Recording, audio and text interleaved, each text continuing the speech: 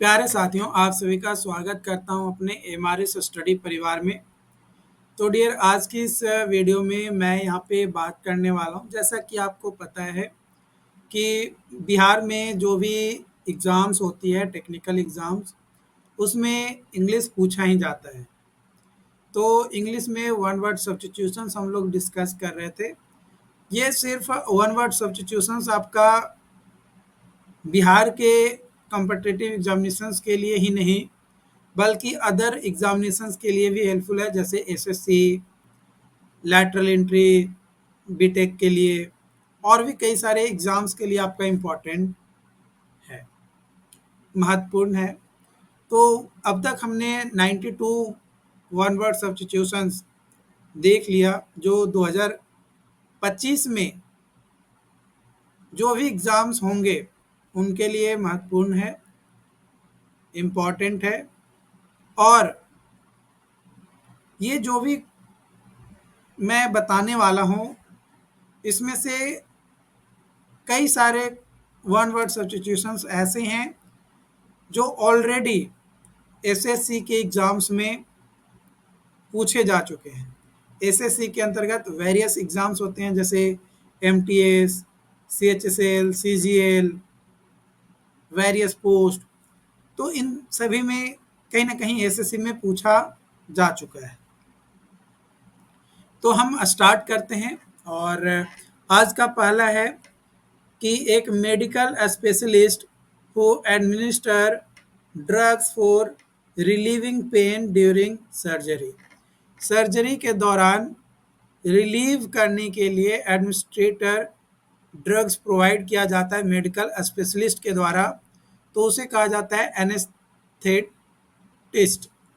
यानी बेहोशी लाने वाला। अगला है like a weak old women. Like a weak old women मतलब कमजोर वृद्ध महिला के समान, मतलब उसके जैसा। तो वो है एनिले। क्या हो जाएगा? उसको एनिले कहेंगे।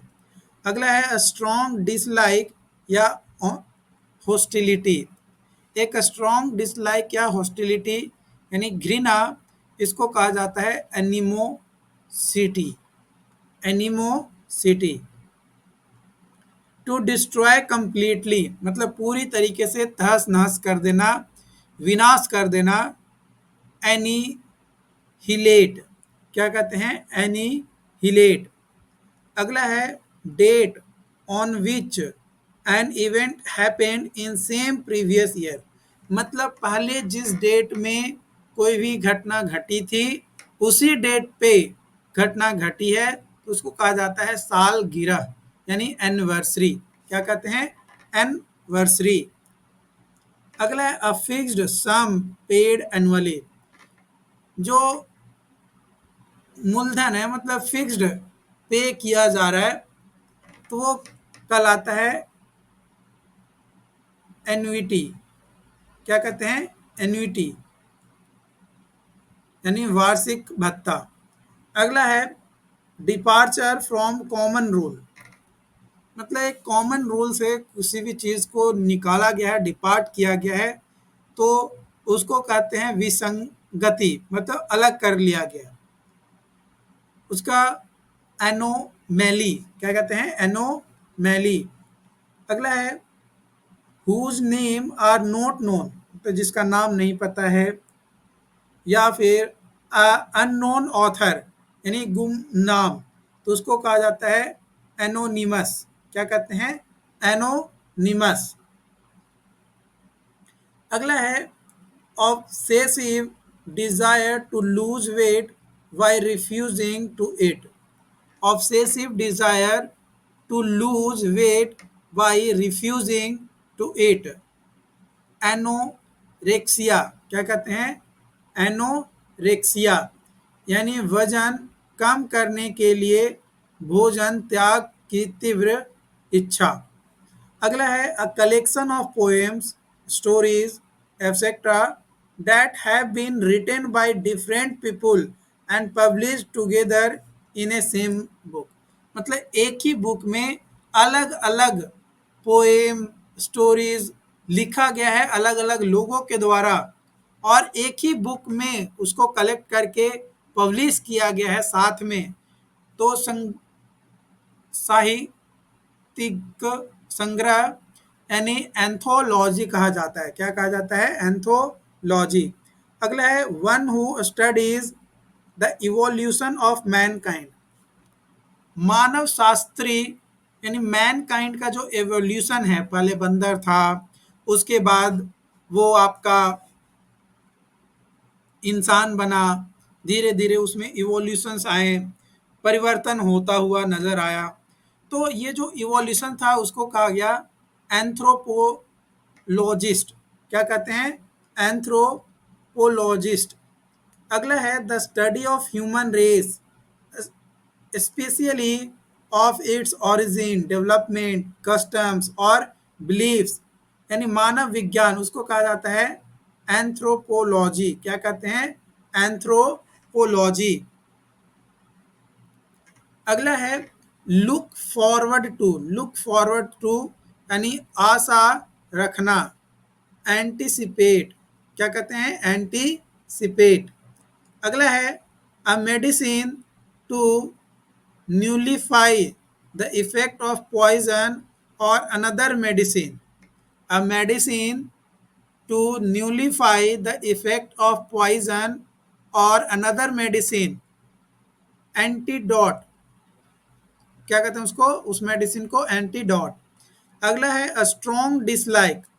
A strong dislike between two person, दो पर्सन के बीच में बहुत घृणा होना या चिढ़ होना, या फिर a deep seated feeling of aversion, aversion, तो उसको कहते हैं एंटीपैथी। क्या कहते हैं? एंटीपैथी।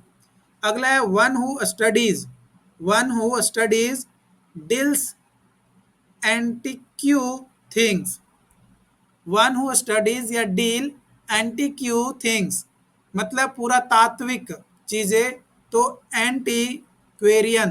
क्या कहते हैं? एंटी क्वेरियन।